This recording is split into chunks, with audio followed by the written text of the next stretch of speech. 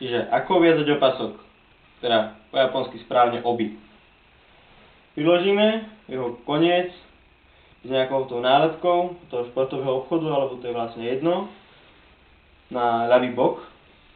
Potom jedenkrát obmotáme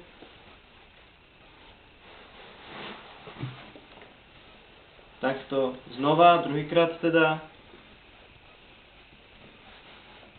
Teraz ten koniec, ktorý sme práve obmotávali, prestrčíme zo spodu a vyťahneme. Druhý koniec, ten zľava, tak ako je na spodu, ho vyťahneme dole a zaťahneme.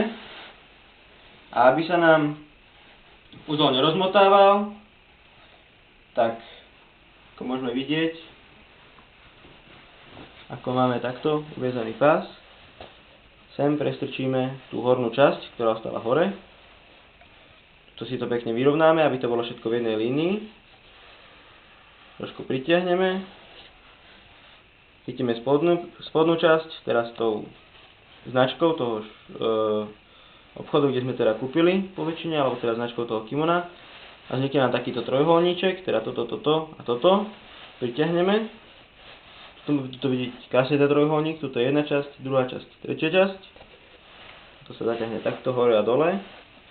A nakoniec tú časť pásu so značkou pritiahneme dole a vyrovnáme. Ďakujem za pozornosť, snad ste sa niečo naučili. Opäť niekedy, dovidenia.